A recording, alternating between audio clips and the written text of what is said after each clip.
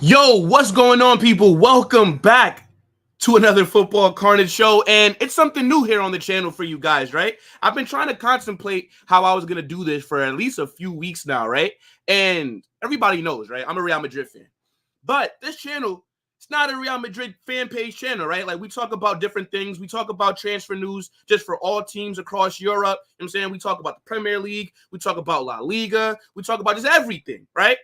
And I'm thinking, when am I going to actually get a chance to just talk about my team, right? So I'm like, how can I do that?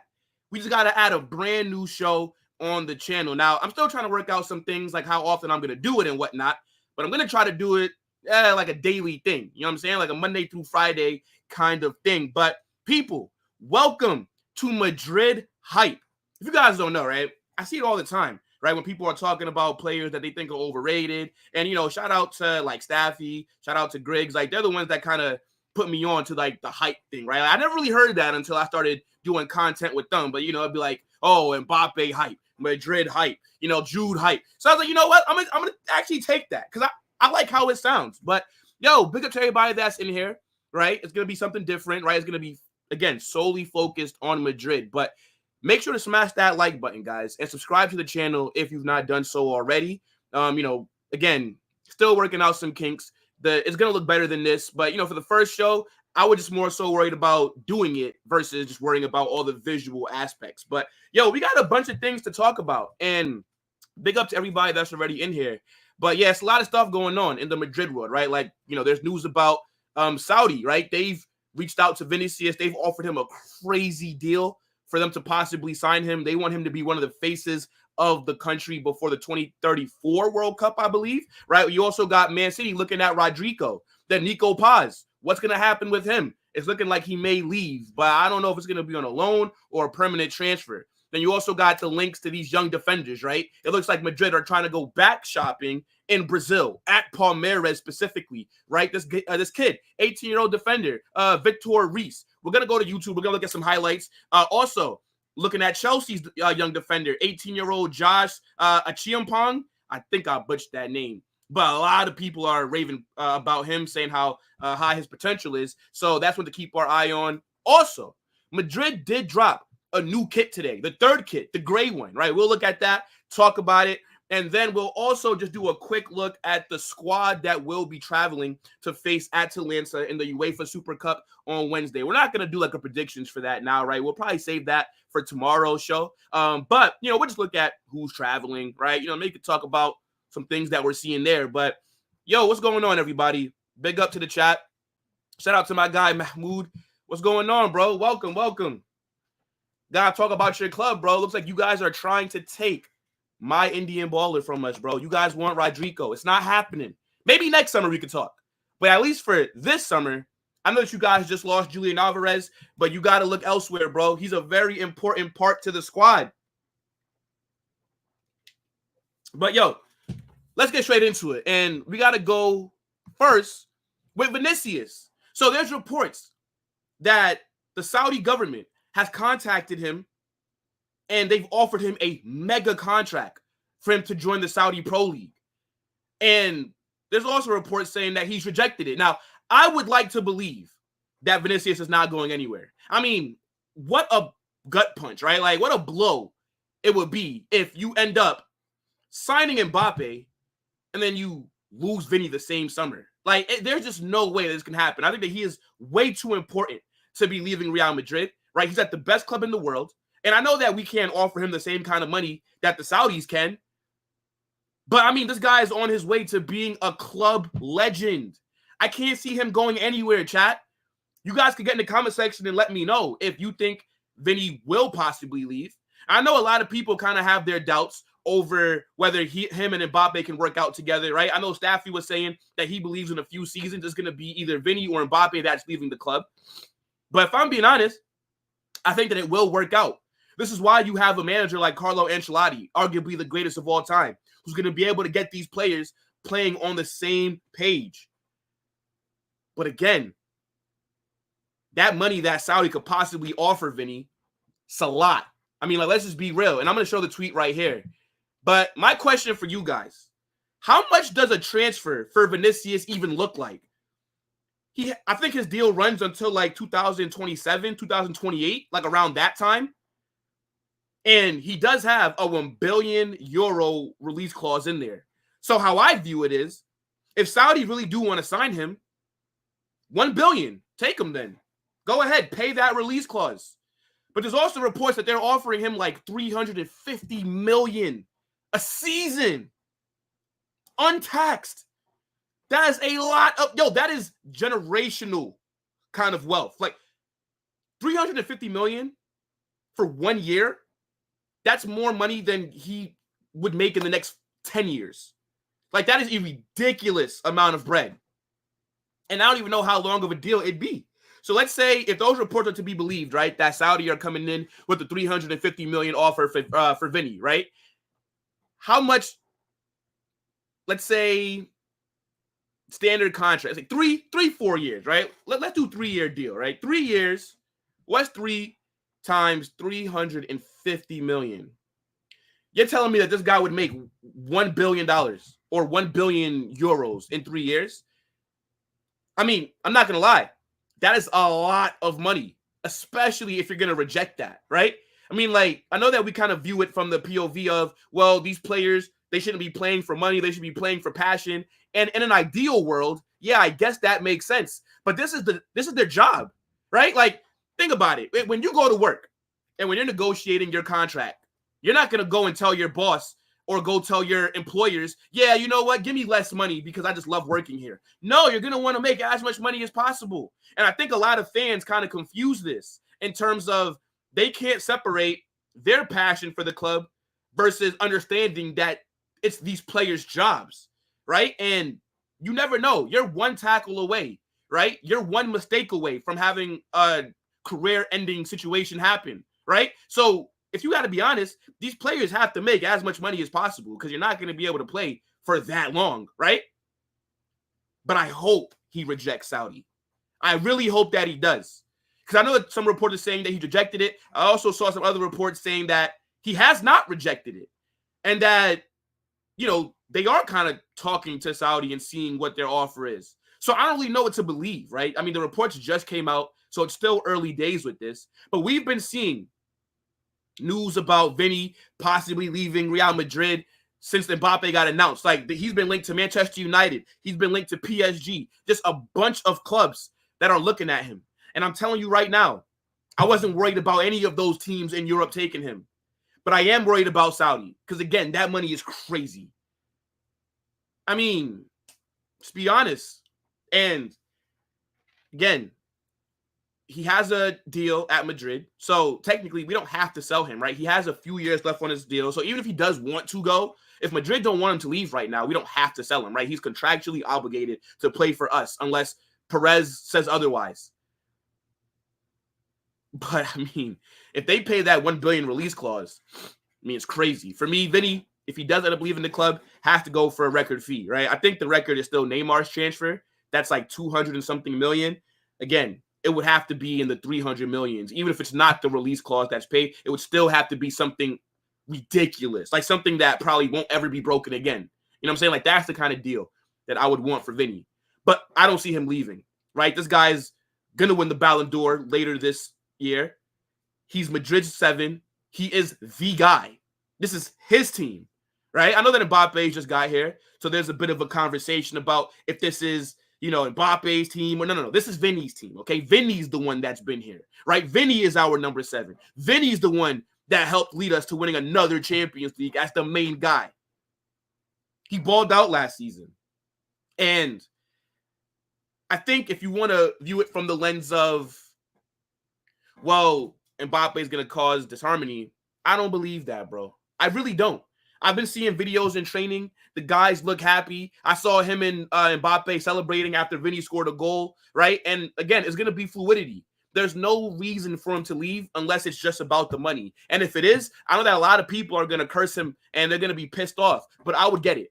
I truly would understand it. Like, as an adult that has a job, that is trying to make as much money as possible, that's trying to be able to pay bills. And again, even if he doesn't go to Saudi, right, he's still making about 20-something million at Madrid a year. So this guy's not going to be on, you know, government assistance. He's not going to be getting food stamps, right? He's still going to be living a very privileged life. But there's a difference between 20 million and then 350 million. You get what I'm saying? That's damn near like 30 times the amount. And, you know, maybe it's not, right? My math's not the best. I was just trying to think of a big number. But, I mean, wow. I mean, this guy, just Vini, man, I love this guy, bro. He's an absolute baller. And I think for how far he's come, right? I remember when this guy first got here, I was one of those people that had their doubts. I was like, yo, I don't know about this Vini guy. You know what I'm saying? Like, he looks good on the ball. Fast. He was aggressive. He attacked defenders. But he was a little clumsy, right? He lost possession a lot. And this guy could not put the ball to the back of the net to save it. He was basically the Brazilian St. Maximin, right? Like, skills, tricks, flair. But in those situations where I'm looking for you to score, this guy couldn't do it, right? I mean, it was getting to a point where we all remember when Benzema said, brother, he's playing against us. Don't pass Vini the ball. And I know how I get on Rafinha, right, guys? You know how I call Rafinha oblivion, right? Because we all know that he wasn't born in Brazil. He's shit, right? This guy was definitely born in Bolivia, and then his parents illegally snuck into Brazil. But I ain't gonna lie, Vini was looking like a Bolivian. I'm telling you. But to see how this guy has elevated, the way that he's transformed himself into being one of the most dangerous players in the world is crazy. Guys, I'm telling you, those first few seasons of Vini at Madrid, it was not looking that good. Like, you saw the potential there, but it was very frustrating watching him. And I think that just shows you the work that he's put in, man. Big up to my guy, Vini. I hope that he doesn't leave. But the Saudis, man, the kind of money that they can offer, I can't be mad at any player that takes that. I mean, he's already won everything that there is to win at Madrid, right? He's won multiple Champions Leagues, La Liga, Super Cup, right? Club World Cup. Like, but, you know, for me, I hope that the reports of him turning it down are true, right? They're saying that he has ambitions to win the Ballon d'Or at Madrid. And I think, Vini's on track. If we're going to be honest, if Vini stays at Madrid for another 10 years maybe, this guy is going to be on track to be he is on track to be a club legend, but he may also, by the time it's all said and done, retire with the most trophies won at Madrid. Because I think right now it's between Nacho, Marcelo, and I think Luka Modric, if I'm not mistaken, right? But I think Vini's going to be up there. And, I mean, there is, again, unless it's for the crazy amount of money that Saudi are offering, there's no other clubs that I think he would go to in Europe. Like, I remember when the links with Manchester United came up. I said, that's bullshit. I remember when they said PSG, right? They want to get back at Madrid for taking Mbappe by trying to sign Vini. I was like, nah, that's bullshit. But the money that the Saudis can offer, the money that they can pay to even buy him, I can't just dismiss it, right? Like, we'd be foolish to do that. But, yo, big up to everybody that's in the chat, man. What you guys saying? So, Mahmoud says, I don't think we need an Alvarez replacement because he's going to be benched Haaland, and if Haaland's injured, we will just play a false nine. I mean, true, we've seen you guys do it, right? When you guys sold Aguero, y'all ran that false nine formation with Phil Foden, Gundo, and like players like that, right? I mean, Gabriel Jesus couldn't even start games after y'all sold Aguero, so it's kind of crazy. Rodry's winning the Ballon d'Or, yeah, on FIFA. Turn on FIFA, bro. Rodry is not touching Vini. By the way, Spain won the Euros, and they didn't even miss Rodry when he got injured. They actually looked better when Rodry got hurt, right? Zubimendi came in and was cooking for Spain. So I don't really know. Hey, Kai Havertz in the chat. Vini isn't even that good. Bro, you rate Kai Havertz. What are you talking about? What are you talking about? Vini is not even that good. Bro, you got a Kai Havertz picture, and your name is Kai Havertz on YouTube, and you're telling me about which player is not good? Are you kidding me? Kai Havertz is so mid. This guy missed the most big chances at the Euros. What are we doing here? Kai Havertz couldn't even lace Vini's boots. Are you serious? Or are you trolling me, Kai? You got to be trolling me, bro. Nah, but big up to you, man. Big up, big up, big up. You know, it's your opinion. If you don't believe that Vini's the guy, fair enough. You know what I'm saying? Like, I think you're crazy, right? And maybe stay off drugs. But, you know, you can have whatever opinion you want. But considering that you came in here with the Kai Havertz PFP and the Kai Havertz name tag, you're going to have to take what you say with a grain of salt, brother. I'm not going to lie. It is what it is, though. ZX says, I missed 2018, 2021. Alvarez didn't prove himself last season when Haaland was injured. Won't be missed. I think he actually will be missed. And we'll talk about Julian Alvarez next with this whole Rodrygo and Man City links. But let's see. Deca, what's going on, bro? Vini is my favorite winger next to Diaz and Rafael Leao. I mean, he's better than both of them for sure. But I get why why you have Diaz like up there. I would have thought you'd like Cody Gakpo more. I think a lot of Liverpool fans are kind of turning on Luis Diaz, right? I mean, like the way that a lot of people talk about him, it's like he's just so trash. I actually think Luis Diaz is a good player, right? But I think Cody Gakpo's a little better. Yeah, Rafael Leao is decent. Yeah, bro, he's solid. I wonder if he does leave AC Milan though, because I think there are some links. How much would he cost? Because to me, I think he's a little overrated. But he's a decent player, though, for sure. Big up, Deca. Then Kai is back. Kai Havertz is more complete than... Oh, my days. What are we doing here, Kai? What are we doing here, bro? I can't tell if you're being serious or not, man. Like, what are we doing? How? Okay. Let me honestly think about what Kai Havertz is possibly better than Vini at. And if anybody that's watching is in the chat, let me know, what the hell is Kai Havertz better at than Vinicius Jr.? I got it. He's better in the air. I'll give you that. Kai Havertz is like 6'3". Vini is like 5'9", 5'8". Aside from that, what does he do better than Vini? Vini is better on the ball. Vini is better at scoring goals. He's more aggressive, better crosser, right? But he has more tech, better passer. Like, what are we doing here? Big game player as well. I don't even think that Kai Havertz gets into Madrid's bench. Is Kai Havertz better than Brahim Diaz? Is he better? Like, what are we doing? Absolutely not. This is just crazy.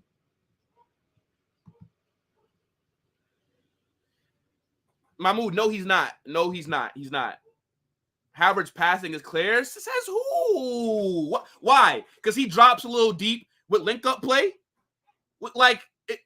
Is that it? Because he drops deep? I mean, like, what are we doing? Come on, bro.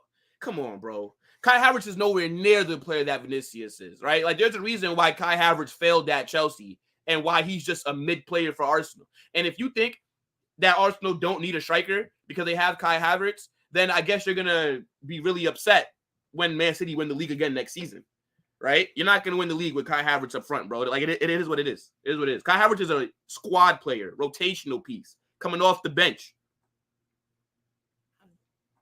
Germany messed up by having him start in the Euros. He should have never been starting over Fulkrug. He's not even a better striker than Fulkrug. Arsenal don't even have the best striker in London. Tottenham have a better striker than Arsenal, right? Solanke is clear of Kai Havertz. Fulkrug, clear of Kai Havertz. Michael Antonio, clear of Kai Havertz. Like, what are we doing here? Come on, broski. Nothing, Mahmoud. There is nothing that he does better than Vini, except for maybe headers. Again, he's taller, so better in the air. I'll give you that. But that's all right, though, Kai, because I understand, you know what I'm saying? You know, you're an Arsenal fan, and you probably don't watch Madrid play unless it's Champions League, which is fair enough, right? Like, a lot of people don't really watch Madrid play like that. Like, a lot of people only wait for Champions League, but you guys don't watch us in La Liga, so you're not necessarily seeing what's going on, you know? And that's okay. Like, I'm not expecting you to watch us in our league matches against, you know, every team if you're not a Madrid fan. So, you know what I'm saying? Like, your opinion of some of these players could be a little bit, what's the word? You know, like a little iffy. But I watch every Arsenal game, right? I watch most of the big Premier League teams every single week. I've been watching Kai Havertz for a very long time, bro. He's just not the guy. Havertz is also better striker than Mbappe, but Mbappe is a better. Oh my god. I think you're trolling me, Kai. Big up to you though, bro. Look, it's a good debate to have, for sure. You know, and again, you're entitled to your opinion, but again, I think that you're probably a little drunk, bro. I ain't gonna lie, man. Kai Havertz, bro. How is Kai Havertz a better? If Kai Havertz was so good, Chelsea wouldn't have sold him to Arsenal. Like what are we doing here? I cannot believe it. Kai is better than Vini, and Kai is a better striker than Mbappe. All right. Well, if Kai Havertz is that good, then I expect Arsenal to win the Champions League and the Prem next season, right? Fair enough, right? Because Arsenal fans always overrate their... And the thing is, I actually like Arsenal. They are my favorite English team. But a lot of Arsenal fans online always overrate the squad so much. Talking about how they have one of the best goalkeepers, right? They got the best center-back partnership in the league in Gabriel and William Saliba, right? You got one of the best right-backs in Ben White. Then now you guys just signed Calafiori, who you guys are talking about as being this great player. Midfield, Declan Rice, £100 million signing, who's been playing pretty good for you guys. Martin Odegaard, the Madrid reject, that's found some life in London. Then you got Bukayo Saka, who everybody says is world-class, one of the best right wingers in the world, period. Then, according to Kai Havertz, who's in the chat, he's one of the best strikers in the world. So you got Kai Havertz up front. There's no excuse for Arsenal to not win the league and the Champions League then, right? There's none. So keep that same energy. I don't want to see no excuses come May when Man City are lifting the league again. Kai Havertz is even better than Julian Alvarez. Talking about he's better than Vini and Mbappe. What? Bro, leave this Arsenal. Yeah, now look, it's just a good debate to have. I mean, it's not even a debate, to be honest. It's just crazy. Yeah, you know what, bro? You're probably right. But, you know, maybe we can move on to the next thing because I do want to talk about Rodrygo and these links to Man City. I got to find the tweet real quick. Hold on. What are we doing? Yo, big up to everybody that's in here, man. Make sure to smash that like button, guys. And don't forget to subscribe to the channel as well. Brand new show, Madrid Hype. Gonna try and do this daily because I love talking about my club, but I just don't really get a chance to do it that often. So, you know. All right, yep, here we go. Yo, let's move forward, though. Right? Enough of this Kai Havertz talk, right? You know, I'm having a good morning, and I don't really want to be talking about mids for that long. Mbappe is a speed merchant. All right, fair enough. A speed merchant that would walk into your club and win you the title. My lion, Kai. Okay, you know, ask me a question. Would you swap Kai Havertz for Mbappe or Vini? And if you say no, then I don't know what we're doing here, bro. Let's be real, man. Calafiori walks into your team. What? Oh my! Kai. Chat, am I being trolled? Calafiori walks into Madrid. world are you? Are you mad? Yo, Calafiori is not better than Ferland Mendy. What are we doing here? Are you serious? And then he starts over Rudiger or Militao? Calafiori is not even better than David Alaba. What? I'm yet to see a Calafiori defending compilation. Every time any Arsenal fan or anybody posts him, it's a picture of just him with the word aura. You guys don't even rate him for how he plays. You rate him for how he looks. Let's be real here. What are we talking about?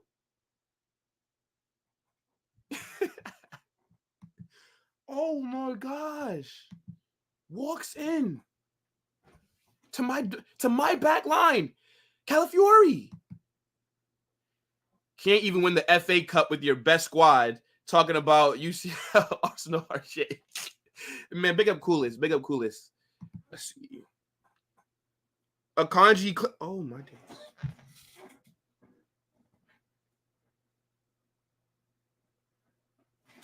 Okay. I'm getting hot. I got ice cold water in here. You know what I'm saying? Let me drink some more ice cold water because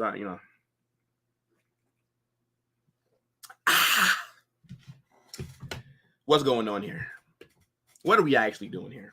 On what planet, on what universe are these takes coming from? You guys know in like the Marvel universe how there's, like Earth 616, right? There's Earth, 513. Like there's different multiverses, right? Like how, for example, like there's a theory, right? Where how we all exist right now. There's another version of me in another universe, right? There's another version of you in like another universe, right? So maybe in a parallel other dimension, there's a situation where these takes are true, right? Like maybe in another multiverse, Kai Havertz is better than Vini. Kai Havertz is better than Mbappe in another dimension, right? Maybe in another timeline, Calafiori is better than Rudiger, right? Akanji is better than Rudiger in another, you know what I'm saying? But in this universe that we live in this dimension, on this earth, there's no way. No way. Bro, the only player for Arsenal that I think starts for Real Madrid is Saliba. Saliba. That's the only player right now that I would take from Arsenal. Saliba. If you would have said Saliba starts, now we're talking. I rate Saliba. And by the way, if y'all don't win a trophy next season, Saliba, we will come save you. Don't worry. If you don't think that he talks to Chouameni, Ferland Mendy, Camavinga, Mbappe, if you think he's going to stay at Arsenal and keep coming second, keep not winning trophies, you're out of your mind. You know that Madrid is France FC. Don't worry. We will get the player who's good enough for Madrid. And it's not Calafiori. It's not. Akanji, decent player. I think that he works well for Man City. He's not touching Rudiger. He's not. Mahmoud, did you forget that Rudiger scored the winning penalty against you guys just last season to knock you out the Champions League? Rudiger was the best center back in Europe last season. All the injuries that Madrid had. We were playing Danny Carvajal at center back. We were playing Chouameni at center back. David Alaba, injured. Militao, injured. Rudiger was there all season, bossing it. What are we doing here? Akanji is clear. Disrespect. Put some respect on Rudiger's name. Thank you, Chelsea, by the way. Free transfer. Appreciate that, little bro. You know what I'm saying? Because Rudiger's a baller. Best center back in the world. And no, Akanji's not touching him. No, absolutely not. Rodrygo can't be dropped. No, he cannot. No, he cannot. And we will get into Rodrygo in 1 second. But, big up to you guys, man. The chat. I'm having a great time. Hope that you guys are enjoying the show as well. But, yeah, now look, Rodrygo can, no. For me, he should be starting to start off the season, right? Now, I think it is his place to lose, right? And we'll get into it in a second. Let me just catch up on the chats and then we'll move on. Vini or Mbappe, they don't fit into our system. Oh, my God. Bro, okay, maybe they don't fit into your system, but they're so good that you switch your system to fit those players. You know what I'm saying? Like, yo, bro, Vini or Mbappe immediately elevates Arsenal. Immediately. If you were to if Arsenal signed Mbappe on the free transfer, Arsenal would be winning the Premier League this season. You're not winning the league. Talk about some Kai Havertz is better than Mbappe. It's crazy. Let me see. Rodrygo is better than all. Yes, he is. He is. Rodrygo is better than Saka. Rodrygo is better than Trossard. Rodrygo is better than Martinelli. Rodrygo is better than Kai Havertz. Rodrygo is better than Eddie Nketiah. Rodrygo is better than Gabriel Jesus. Rodrygo is better than Reece Nelson. Rodrygo is better than everybody. Rodrygo would be your best player, especially if he's on that left wing. Because don't forget, Rodrygo is a natural left winger, but he has to play on the right because we got Vini there. But Rodrygo on that left wing is a different player. He's a top 5 winger in the world on that left wing. Every single time Vini has to miss a game, whether he's injured or suspended, whatever. When Rodrygo is on that left wing, it's a scary sight. Oh man, y'all don't know, bro. Y'all don't know. I'm telling you, watch more Real Madrid games this season. Don't just watch us in Champions League. Watch us in La Liga, right? The league is your bread and butter, right? Champions League is fantastic, but 80% of the season is going to be played in La Liga. Watch us there. Watch us. Watch us. You will see. You will see.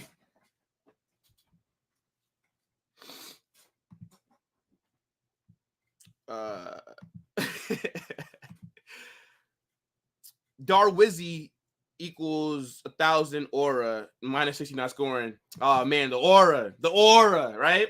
Calafiori has aura. The hair flicks. You feel me? That's what Arsenal fans are excited about. Like, I'm like, damn, are Arsenal trying to sign players that could win them a title, or are they trying to be a modeling agency? Like, what are the fans actually hyped up about? You know what I'm saying? Wait, why are you acting like Real Madrid were interested in buying Kai Havertz? We just beat you to him. False. But yes, you're right. You're right. There were reports of Real Madrid looking at signing Kai Havertz for sure. But we never put in an offer. We never bid for him. We only talked to we didn't bid. And if you think Kai Havertz would have chose Real Madrid over Arsenal, you're out your mind.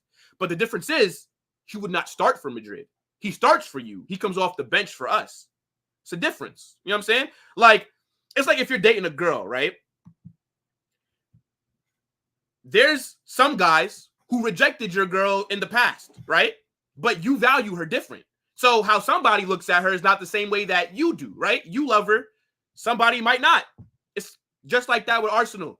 You guys were looking at Kai Havertz to be your girlfriend, right? We were looking at Kai Havertz to be a side piece. We wanted him to come off the bench. Rotational player. You know what I'm saying? You guys were looking at him like, oh my God, he has to start. That's not how we were viewing him, right? You know what I'm saying? You guys were treating him a little different.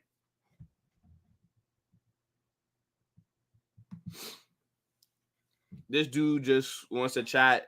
Not if Arsenal players are world class, get your signings right. I mean, look, we'll see.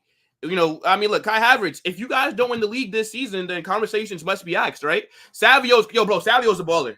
Savio's a baller. I like Savio. Oh, my days. I think Savio is already a top 10 winger in the league. I think he's going to cook at Man City. He's so good. He's so good. He's a monster. That's why I said, you know, because you're best Man City twice, world class players, your trophy. Yeah, man, we'll see. Let's move on, though, man. Look, enough of this talk about, you know, who's better and all these things. And I want to get into Rodrygo, right? Because Man City are trying to sign him. And reports are saying that he's rejected City. He told Pep, yo, lose my number, little bro. I'm not coming over there. I'm at Madrid. We just signed Mbappe, right? The front three is going to be cooking. It's going to be a real scary sight, right? Vini on the left, Mbappe at striker, Rodrygo right wing. Why would he not want to be a part of that?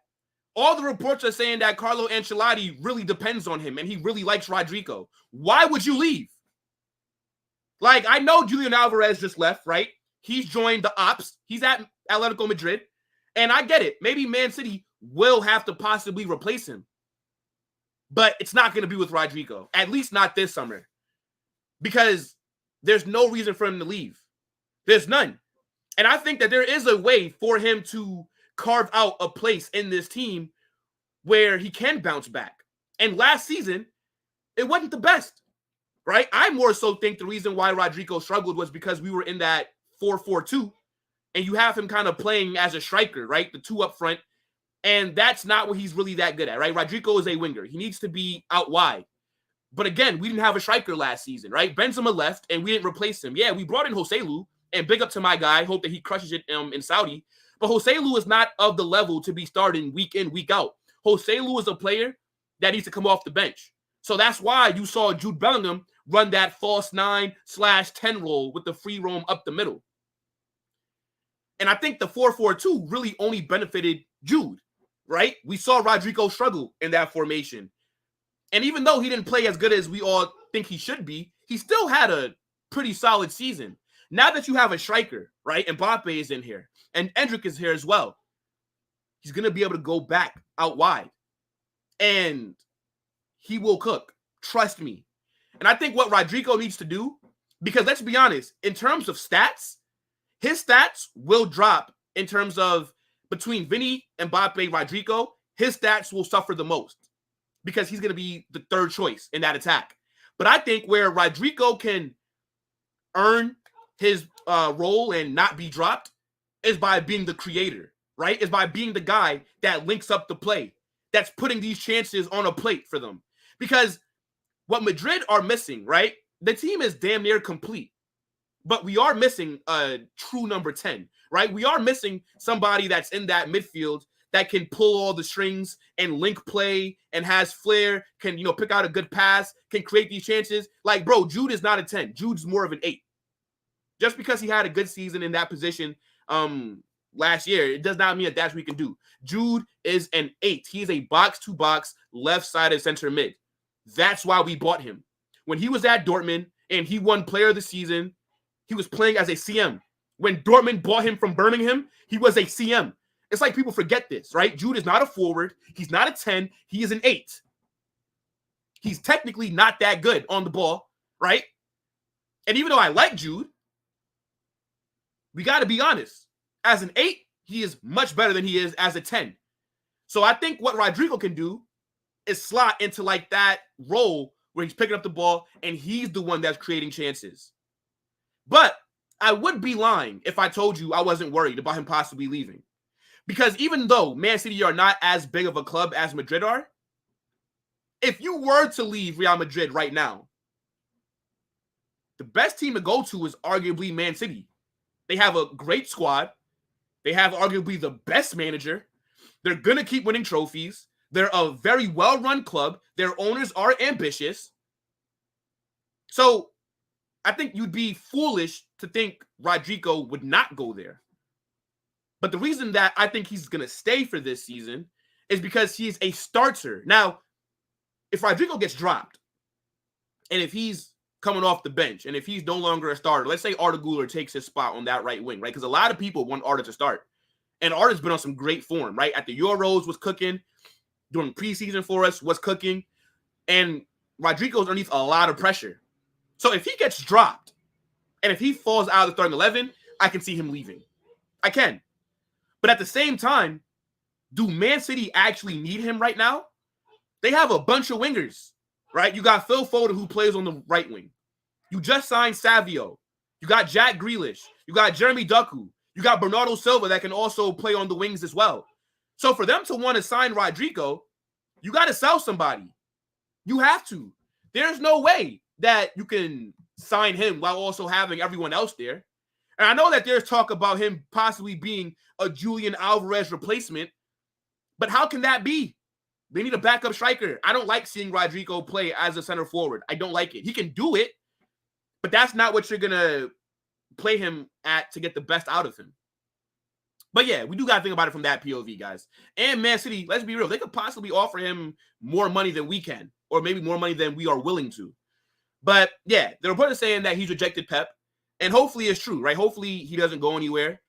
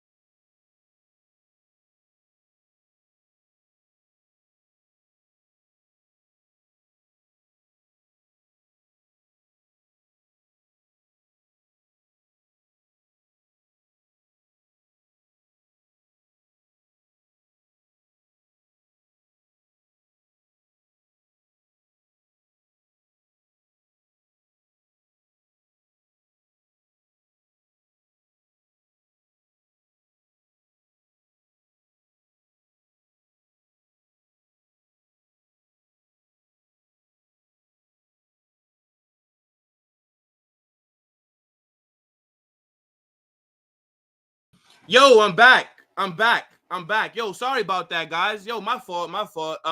Yeah, like the Wi-Fi went out. I know that some people are doing construction work outside the house. So, I mean, hopefully they didn't like knock down a power line or something. But yo, my fault about that, guys. I just kind of messed up my whole train of thought. But yeah, look, point is, we were talking about Rodrygo. I don't think he's gonna go anywhere. Let me get into your chats, man. That's so fucked. That sucks. My fault, guys. I hate when that happens, bro. That absolutely pisses me off, bro. What you guys saying, though? Yo, Adam, what's going on, broski? Welcome. It's okay. Okay, Kai Havertz would have been coming off the bench. So 2K player, big up to you, bro. I don't think I've ever seen you in the chat before, but yo, welcome to the channel, man. Says, what do you think about people that want to sacrifice Goular's creativity, or creative ability and elegance for wing play? So I don't really get what you mean by sacrifice his creativity, because I think he could still be creative on the wing, right? But for me, I view Goular as more of like a 10. But it's just like, where do you fit him into that midfield? You know what I'm trying to say? Like, where in this squad does he have the best chance of starting? And for me, it does look like it's on that right wing. And I think that he is going to be on Rodrygo's ass this entire season. Like, if Rodrygo has a run of poor form, I can definitely see Goular starting. And Goular is he's a generational talent, right? Like the same way that people talk about Lamine Yamal and all the other young great, bro, that's the conversations that Arda Goular is in. Talent-wise, he's that good. So, you know, for me, I think he can be creative no matter where you play him. I think I'd like to see him more in midfield, but whether it's on the right or as a 10, I'm just excited to watch him play, bro. As long as you give him the ball, I think good things are going to happen. And also, I think he is our best, set piece taker, right? I think he's the best that we have in the squad at corners. I think when he's on the pitch, it should be him taking free kicks, like everything. Arda Goular is a baller, bro. Damn. Why did that have to happen? Let me see. Did you hear Barcelona are trying to get rid of Julian Araujo? Yeah, well, Julian Araujo, he's already went to Bournemouth, the smallest team in the Premier League. Yeah, bro. I mean, I remember when they were hyping him up, talking about how good he was going to be when Barcelona first signed him, I think from like LA Galaxy, right? He's Mexican, I think. Bro, that's what I'm saying. We have a true number 10 who's intelligent and can dictate the game. Okay, yeah, so you agree. All right, look, see, 2K, look, bro, we on the same like wavelength here then, bro. That boy can move with the ball. He is our future Cam. Jude, Kema, Fede, and Tchouaméni are stiff as fuck. Bro, you're not lying. And the thing is, right, with Jude, everybody sees the goals, right? That's all that anybody cares about, right? Oh, look at the goals that he's getting, right? Look at the GA. And it's fantastic. And Jude did a great job last season. But again, he is a 8. He is a box-to-box midfielder, right? Like, that's why when I see Real Madrid fans try and say that Jude is better than Musiala as a 10, are you out of your fucking minds? Like, are you actually out of your mind, right? And nobody in this chat said it, but I see it on Twitter. Oh, Jude's better than Musiala. On what planet is Jude Bellingham a better 10 than Musiala? The fuck are we talking about? Madrid don't have a 10 that starts. I think Arda Güler is a 10. I think Brahim Diaz can play as a 10. But Jude should not be the player that's dictating tempo in that midfield, that's linking up play, that's trying to pick out a pass to Vini, Rodrygo, or Mbappe. No. Let Jude do what he does best. Play as a box-to-box 8 and crash the box late. That's what he needs to do. But I just think Arda can't get into that midfield right now. He can't. Like, the midfield is arguably the strongest area for Madrid's team, right? If you're going to try and expect him to get in over Jude at the moment, Fede Valverde, like, where? It's going to be hard. Now, you know, I think that there will be games where he starts as a 10, but I'm saying just as, if we just put out our strongest team, I can't see Arda getting in midfield. But I think there will be games where you see him start as a 10 and you see him start on the right wing, right? Because you are going to have to rotate. Madrid are in 7 competitions next season. If we go deep in all of them, which we better, we can end up playing damn near 70 games next season. 70. So there's going to be enough game time for everybody. The only player who I don't want to see It's Danny Ceballos. Fuck that guy. He's shit. But yeah, man, big up to my guy Arda. I'm super excited to watch him next season. To be honest, I remember when I was thinking about, who am I most excited about, just for the season and I'm not even excited to watch Mbappe. Like, yes, I am, but I already know what Mbappe is going to give me, right? I'm more excited to watch Endrick. I'm more excited to watch Arda Güler, right? Arda didn't get to play that much last season. We signed him last summer. He was injured up until January, right? Then he made his debut in, I believe it was the Copa del Rey. And then we didn't really see him play that much. He didn't make any Champions League appearances. And then after we won the league, then you saw Carlo throw Arda Güler out there. And then that's when you saw what he can really do. And everybody talked about Arda Güler as an Ozil regen, right? But what people didn't tell me was how good in front of goal this man is. Arda Güler is a monster in front of goal. His finishing is not talked about enough. And I think if he could keep on developing and if he can stay fit, this guy is I'm telling you, bro, he's a generational player. He is, bro. Arda he's different. Different gravy. That's why I'm saying, bro, I can definitely see Rodrygo leaving if Arda takes that spot. And that's going to be one to keep your eyes out for. And I like it. I like that there's pressure there. I like that there's squad competence. I love that. You should always have a good squad, which we usually do. Shout out to Don Perez, man, for building this magnificent squad that we have, because you can even make the argument that Brahim Diaz should be starting. Look at how he plays. Every single time he gets on the pitch, Brahim Diaz balls out. But again, where can he start? It's a good problem to have, though, for sure. Let's see. Yeah, hopefully I'm good now, though, right, chat? Like, the connection's good and everything. It better be. It freaking better be. Hold on. Let me pull this up again because we do got to move on. I got about like 20 minutes left. So, all right. Yeah, but yeah, again, people, just want to keep our eyes out for, Rodrygo, Man City. I think he would fit that system as well. The way that Pep Guardiola likes to play football, holding the ball, creating chances. The only issue that I do have with Pep, and I kind of say this on like every stream, right? I think that he kind of kills the creativity from players. So, yes, Man City play good football. They score a lot of goals, but it's robotic, right? It's pass, give, and goes, right? Like, look at Jack Grealish, for example. The player that Jack Grealish was at Aston Villa, he's no longer the same player at Man City. Pep has taken everything that made Jack Grealish an absolute baller out of him. Right? You're seeing him do give and goes. You're seeing him track all the way back, and he's damn near playing as a wing back at times. When Jack Grealish was at Aston Villa, this guy used to pick up the ball from the back line and carry it all the way up the pitch. This guy was creating chances. This guy was the most fouled player in the league. Now at Man City, he's not doing that, right? Like, Pep has coached that out of him. Now people think Jack Grealish is shit. Jack Grealish is not a shit player. He's a good player. But Pep's system makes him look shit. So I hope that Pep doesn't do that with Savio, right? I think Savio needs freedom. He needs to be able to express himself on the ball. Same thing with Rodrygo. That's why I love Carlo Ancelotti, because he does not overcoach. He doesn't.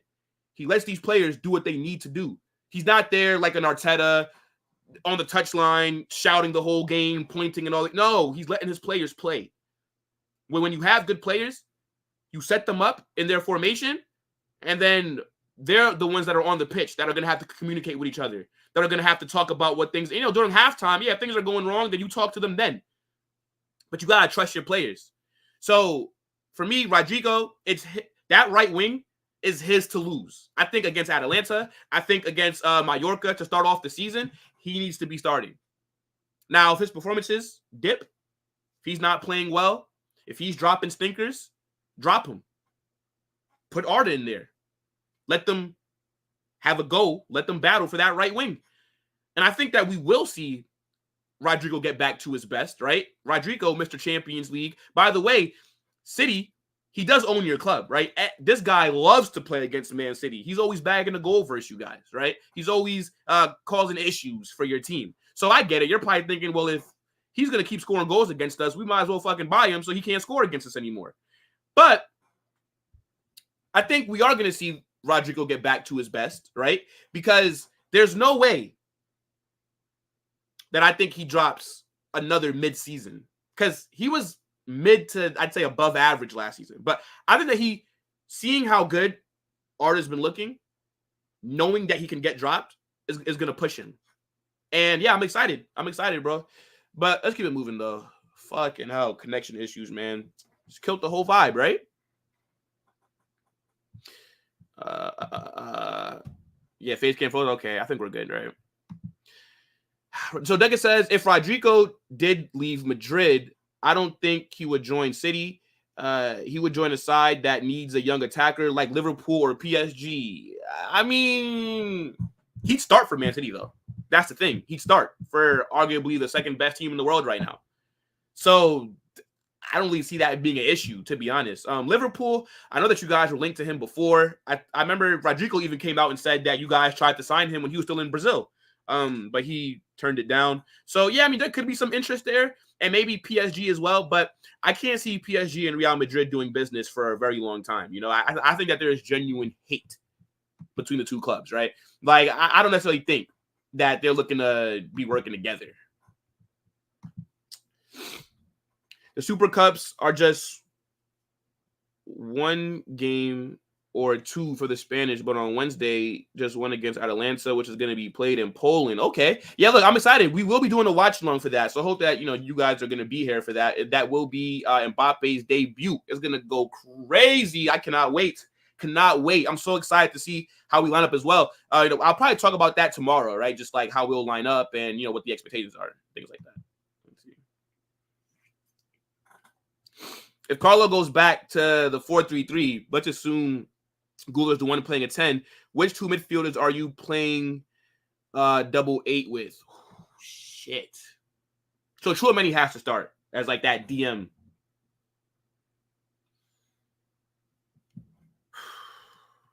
If Guler's playing as a 10, you got to drop Jude. Or maybe not. I don't know. That's hard. Valverde or Jude? Damn. Yeah, nah, bro. You're really putting me in a tough spot here, bro. You know what I would do? If you want to start Arda Güler as a 10, and we'll talk about this maybe tomorrow, I would do a 4-1-2-1-2. Tchouaméni as that 1, right ahead of the back line. Jude left CM. Fede Valverde right CM. Güler as a 10 or Rodrygo as a 10. And then the two strikers up front, Vini and Mbappe. That's how I would do it. More so than start him in a 4-3-3. I think that would be our strongest team if you wanted to start Güler. Yeah, that's how I would do it. But yeah, let me know what you think, bro. But yo, let's move forward though, right? Because I've kind of just been yapping. I didn't think that we were gonna even be talking this long about a few things. So it's all good, all good. Now, yo, let's talk about Nico Paz, right? My guy Nico, who I rate very highly. Now, there's reports saying that he may leave Real Madrid this summer. We don't know if it's going to be a loan or on a permanent transfer, right? Now, I personally hope that we loan him out, right? I don't want to lose Nico Paz on a permanent, but I don't really see a pathway for him to break into the first team, to get consistent game time. Now, last season, right, Nico Paz, he broke out onto the scene, right? We were playing him a lot. He was making his debut in the Champions League. He scored that banger of a goal against Napoli, right? And then once January came, right, once Arda Güler was fit, it's like we just forgot about Nico Paz, right? We sent him back to Castilla, and he just hasn't been heard from again until this preseason. And he does have a lot of potential, right? I mean, we saw it last season when he got his opportunities. Nico Paz played really well. And for him to properly develop, he has to get first-team football. He's not going to develop into the player that he's supposed to be in the youth setup. Now, I know a lot of people get onto Madrid because, we usually buy our players and we don't necessarily promote that many kids from the academy. So fair enough. But Madrid do have one of the best academies in the world. They sell really well. A lot of these players that you see playing in La Liga have come through La Fabrica. And if I was Madrid, I would prefer to loan him versus a permanent transfer. But if it came down to it, I can't blame Nico Paz if he wants to leave. Where is he going to get into this team? He can't break into that midfield. It's too stacked. He can't get in on the wings. It's, again, too stacked. So if I was Madrid, what I would do is maybe I would loan him, right? Maybe to Girona. Girona, they just made Champions League. They don't have a big budget, right? They're not going to be able to spend that much money. They're going to need help. They're getting rated at the moment, right? They've lost Dovbyk. They've lost Savio. They've lost Yankudo. They might lose Miguel Gutierrez, who's also from Madrid's academy. Yeah, go to Girona. Play in La Liga. Play Champions League football. You're going to be playing for a team that also plays a good style of ball, right? You saw Girona last season. We're cooking. I think Nico Paz could do well there, right? That's what I would want to do. Now, if you end up selling him on a permanent transfer, maybe you sell him to a team like Dortmund, right? And you could give him to Dortmund for like 8 to 10 million, and then just add 20 to 25% sell-on clause, right? Sell him for dirt cheap, but add a big sell-on clause. Because if this guy is able to reach his potential, he could be a very good player. And if I'm being honest, I would rather keep him at the club and get rid of Dani Ceballos. Ceballos is shit. I'd much rather see Nico Paz get those minutes than Ceballos. I'm sick of seeing Dani Ceballos. That was one of my main concerns last season was, why the hell is Ceballos playing over Nico Paz? What does Dani Ceballos offer us? He's mid. We know that he's not that good. He's not going to get any better. At least Nico Paz, the potential is there. But that's one thing that a lot of these kids in Madrid's academy is going to have to figure out is what are they going to do when it comes to first team football? This guy is not going to be able to break into this side, at least as a starter. But he does have a lot of potential, bro. Last season, I was very impressed watching Nico Paz play. But again, man, why Dani Ceballos over this kid? Why? Nico Paz could play as an 8. He'll play as an attacking mid. You could probably even put him on the wing. He's like a similar mold to what you see as like the Ardas and the Brahim Diaz's of this world, right? Like, he's that mold of player. And he looked decent in preseason that just passed when we were on tour in the USA, right? He scored that goal versus Barcelona, nice header. But yeah, this guy needs to be playing. And him being in the academy is not going to help him develop. I would loan him though. I don't want to sell him. But if you do sell him, you better add a buyback clause and you better add a big selling on fee. To whereas if somebody comes in and he reaches a pinnacle, right? Let's say in 2 years, this guy is worth 60 million. Somebody buys him, then we better be getting a lot of money from that deal, you know? But what do you guys think about Nico Paz, man? I think he's a decent player, bro. He really impressed me last season, but once Arda came back, there was no room for him in the side, you know?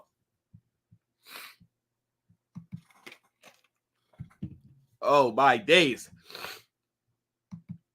He plays laughing, bro. Yo, my guy, man. Big up to you, bro. He says, yeah, but you're right. Dani is not fit for Madrid. My concern is now a center back problem, and I think we will suffer there this season if Rodrygo gets injured. Yo, bro, it's like you're reading my mind because, yeah, guess what we're going to talk about? Defenders, right? Now, obviously, right, we know that Madrid this summer would have preferred to sign a young center back, right? We were looking at Lenny Yoro, right? That's what the club wanted to bring in. He ended up going to Manchester United because we were not willing to offer as much money to Lille as they were. So now our center back options, it's not looking that good, right? Like that's an area of the team that's pretty weak at the moment, right? You got Rodrygo, Militao is now fit. David Alaba is still trying to work his way back. But aside from them, what do we have? I mean, Jesus Vallejo is going to be here, but he's just a whatever kind of player. Nacho just went to Saudi.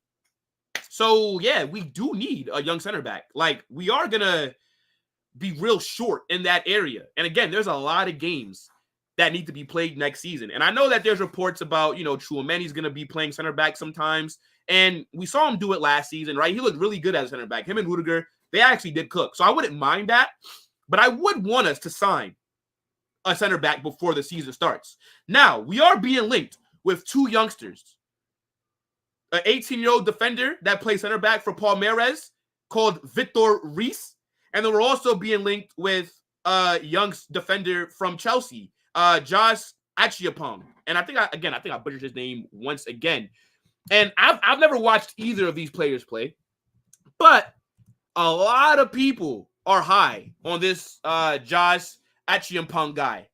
And what I want to do is I kind of want to just go through a little bit of footage, right? Let's see how he actually looks. Let's see how he plays. Because the way that I'm seeing Chelsea fans talk about him, they're acting like this guy is the chosen one, right? They're acting like he's like, bro, he's like their Anakin Skywalker. You know, bro, like you're the chosen one. You know what I'm saying? And I've never watched this kid play a day in my life, but I wouldn't mind just going out there and signing either of those defenders without me even knowing how they play, because we do need a young center back that's not going to mind being the third choice. And when I look at this, hold on, and we're going to talk about Josh first, right? When I look at this Josh guy, they're saying that it's between us and PSG who are in for him, right? Hold on, all right, we should be good now. Yeah, so look at this report. It's saying Real Madrid and PSG are both interested in signing Chelsea's Josh Acheampong. The 18-year-old defender can play right back or center back and could be available for 15 million. Now, I definitely do think this is a deal we could pull off, right? 15 million is not a lot of money, right? If this guy could play center back and right back, that's two positions that we kind of do need to think about buying reinforcements for, right? Danny Carvajal is not getting any younger. I think that he has maybe one more year left being a starter for Madrid before we look to bring in somebody else.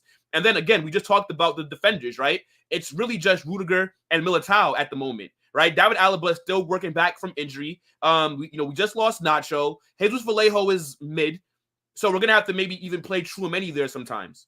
And if this guy is as good as everybody says that he is, then bring him in. 15 million, let's do a deal. On top of that, Chelsea, they've signed about 50 players this summer. Their squad is huge. What are the odds that this kid is going to be able to play that many games for Chelsea? I think there's a better pathway to the first team at Madrid right now than there is at Chelsea. These guys are signing a player every 3 business days. It's actually crazy. And I think the success of Jude Bellingham, right? A young English player coming to the league, arguably has had one of the best debut seasons that we've ever seen. Yeah, I think that has played a role in us looking at these young English talents, because this is not the first time that Madrid were being linked with a young English talent, right? I remember we were looked at Archie Gray as well, right? They were linking him with the move to Madrid. And I think that's because of Jude. I think it's because of how well he's played. They're going back into the English market. We know that we had Gareth Bale, right? But Gareth Bale, when we signed him, was more established. Jude came into the club 19 years old. Now we're looking at an 18-year-old defender from Chelsea.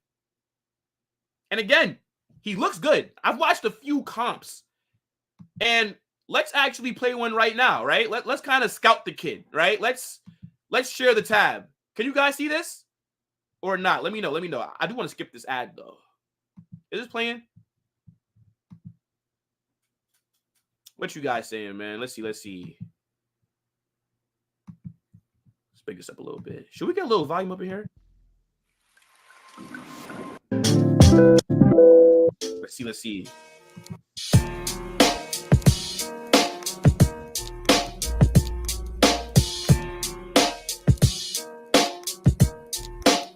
Ooh.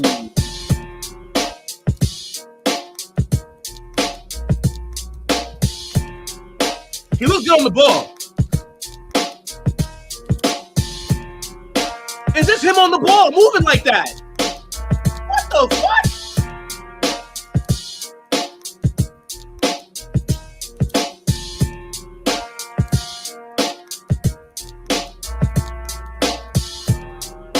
Good pass.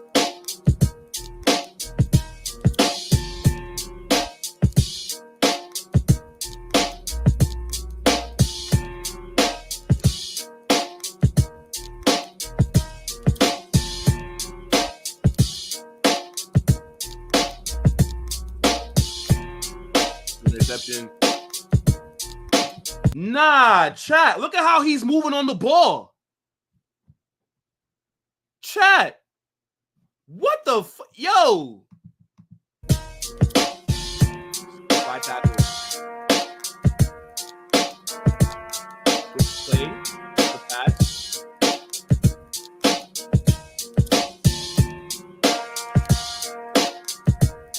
I kind of want to see some more clips of him on the ball, though.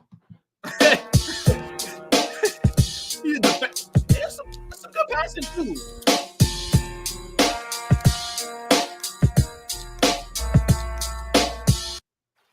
Oh, my days. A fucking ad. Fucking ad. All right, look, fuck it. Hold up. Nah, this guy looks really good on the ball. He looks really good on the ball. 1 second, guys. But yeah, if I was Chelsea, he's going nowhere. If I was Chelsea, yo, and by the way, Chelsea's academy is crazy. Chelsea's academy is so stacked. The amount of talent that they produce every single season is a joke.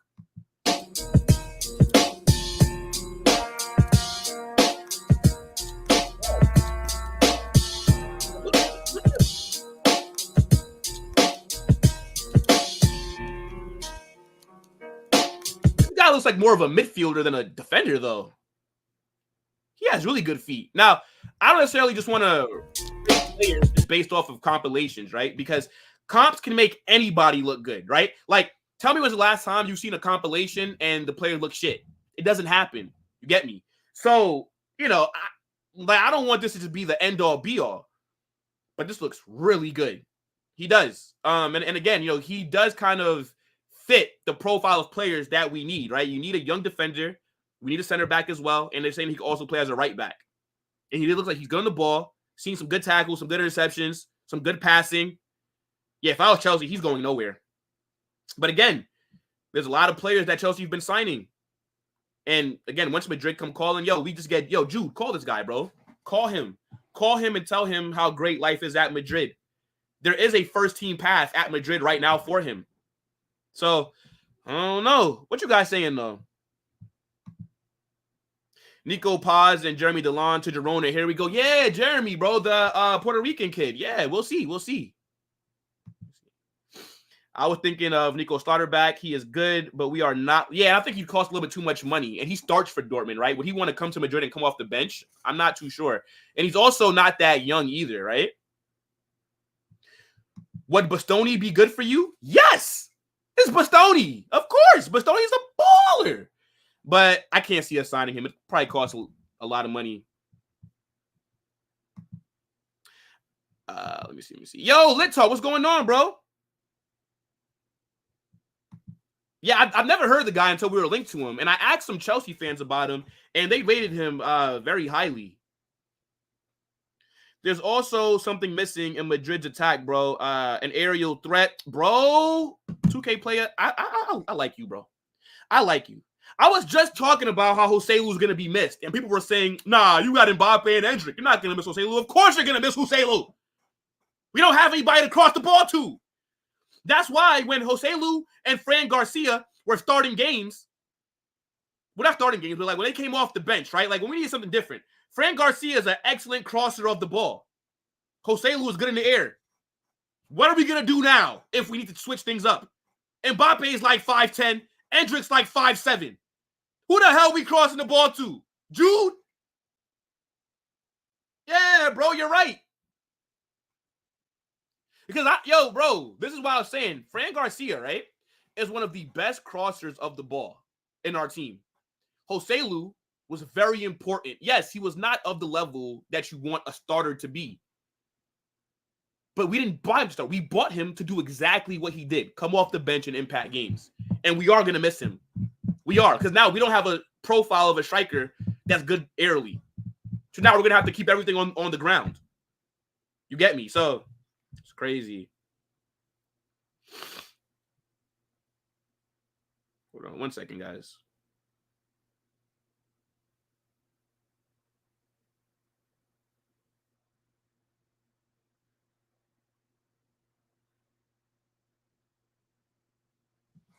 Yeah, but look, anyways, this kid looks pretty decent, right? Should we look up the other guy from Palmeiras that we're being linked to? Let's do this real quick. Vitor Reis, Palmeiras. By the way, what the hell is going on at Palmeiras? I mean, the amount of talent that these guys are producing is ridiculous, right? We signed Endrick from them. They just sold Estevao Willian to Chelsea, right? Luis Gilmer, he's now at West Ham. Now you're talking to me about another kid? They also got Richard Rios, who plays for the Colombian national team, who's one of the best midfielders in Copa America. What are they doing at Palmeiras? Because they got a lot of talent there. I know that they've also been dominating South America. They've been dominating Brazil recently. So, I mean, if you're telling me about an 18-year-old center back from Palmeiras, I just might have to turn shipping to your advantage with more on-time fucking ads, bro. Fair play, man. Fair play. Look, just look at this stupid commercial. What does, we don't care about that, little bro. All right. This is Vitor Reis, player for Palmeiras, 18-year-old center back. What we doing here, chat? Let me see. Throwing dirt on my old name. Only gets worse when you know that. Nice little header in there. What is this music, though? You don't see the perks of this whole thing, but you get real. Yeah, I'm gonna mute this because I don't know if that could get me copyrighted. Okay, that's a good pass. Does he play for the first team, Vitor Reis? Because why have I never heard about him before? I remember when I was doing research on on Endrick, right? And then I also like Estevao Willian as well. So I was looking up things about him. I was hearing about Richard Rios, right? And I like Richard Rios as well. An absolute baller. But I didn't really hear about this kid. So I'm thinking he doesn't really play that many games for the first team, right? Like maybe he's more so in the youth setup, but he's just very highly rated. Let's see. Ooh. It's a good header. Okay. Comp not looking too bad. Yeah, he looked good. I mean, look, he's Brazilian, right? I mean, look, like if you're Brazilian, it doesn't matter what position you play. You're going to be good with the ball at your feet, right?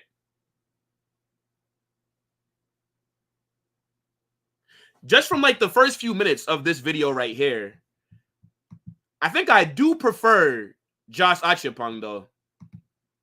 And this is just me just going strictly based off of comps. Again, I've not watched either of these two play, so I'm not going to really form my opinion too heavily.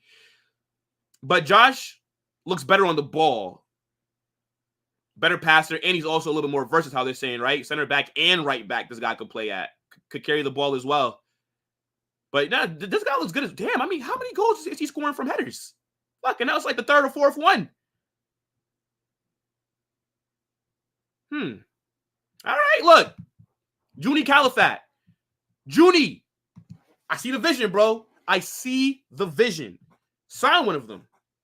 Look, even though I never really watched Josh play, I've never watched Vitor Reis play, I actually don't care. I have so much faith in the board, in the scouting department.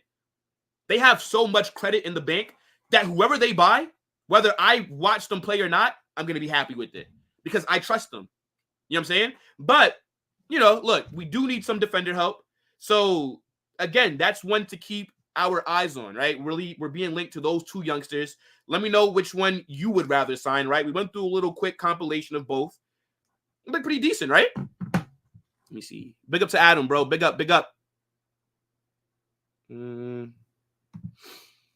know this may be off topic real quick. But are you still looking at Barca stream? Nah, I'm not doing Barca against Monaco today. Nah. All the watch-alongs that I'm doing for this week are already created. So you guys could just look and see what games I'll be doing, right? Up until Sunday. So, yeah, man. I don't think we would have beat Bayern Munich without Jose Lu coming off the bench. No. He scored a brace in 2 minutes. Well, not 2 minutes, in like 6 minutes. Ridiculous, bro. But real quick, I know I brought up how Madrid dropped a new kit today. Kind of want to look at that, right? And I want your opinions on the kit, right? Because I'm a little bit conflicted, right? Now, let me pull this up. Chat, what you guys saying for this, man?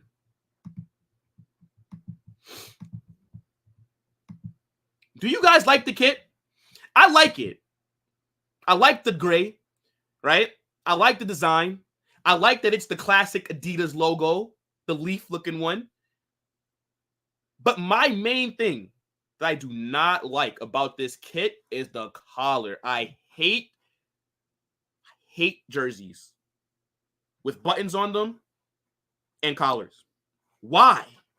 This did not need a collar. Like, I don't understand, bro. This shirt looked like a business casual kind of thing. We're wearing a button up for, man. Like, what are we doing here? It's a nice kit, though, and I will buy it. I'm just kind of being a little picky. But fucking hell, mate. Like, I was really excited for it when I saw the concept of it, right? Because the early concepts of this kit did not include a collar. But then when they showed the final product, I said, oh my gosh, bro. I would never wear this kit. I would never wear this. But I will buy it, though, just because I do look. It does look nice, but it just wouldn't be comfortable for me. Like, I don't like collars. Like, that's my main thing. But yeah, I just wanted to look at it real quick, right? This did drop today. So, you know, let me know if you guys are gonna cop it. And also, right, I did want to show you guys just how it would look, right? And this actually does look pretty nice, right? They have Jude in it in kind of like a like a mock-up, right? So let me show that real quick. Let me show that. Oh, okay. Guess I messed that up. Where's it at? Yeah, so look. This is how it looks. Now, this looks very nice. I really like it. But would I wear it? Like, if I'm doing a watch along, I'll throw it on. But the collars just don't really do it for me. Like, that really does bring down the kit's rating. I would give this kit on a scale of 1 to 10. The gray is nice. The design is nice. I would give this an 8. The only reason that it's not a 10 is because of the collar. Just not my thing. Not my cup of tea. But yeah, let me know if you're gonna buy it. Let me know, you know, how you think about the kit and whatnot. And now the last thing that I want to talk about, right, before we move on, and just 1 second, well, before we end it, actually. Where's it at?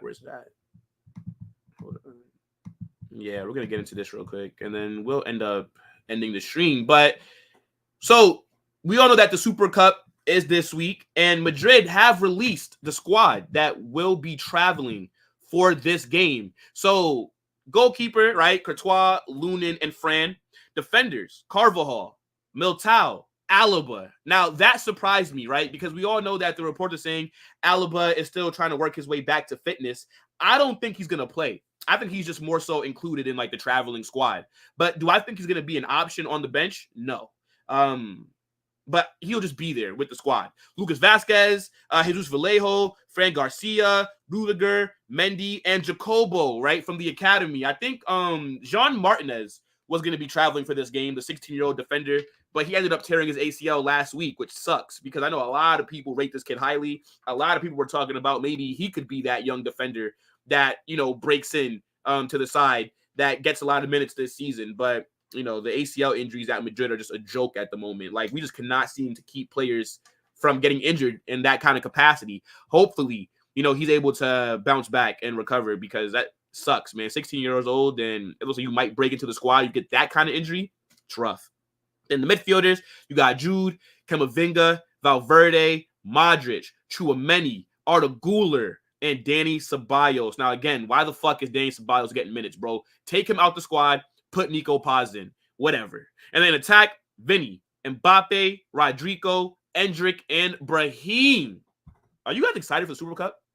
I am super excited for that. And yeah, that is when our season will kind of officially kick off, bro. But yo, let's end this here, right? Yo, great first episode of Madrid Hype. I didn't even plan on going this long, but we was having so much fun. I said, fuck it, why not, bro? Big up to everybody that was in here. Definitely make sure to smash that like button, right? And don't forget to subscribe to the channel on your way out. We will be back tomorrow, right? We'll look at maybe some predicted lineups, right? We'll maybe build our own lineups that we want to see against Atalanta. But yeah, guys, as I said, smash that like button. Don't forget to share and subscribe to the channel as well, people. I'm out. Peace.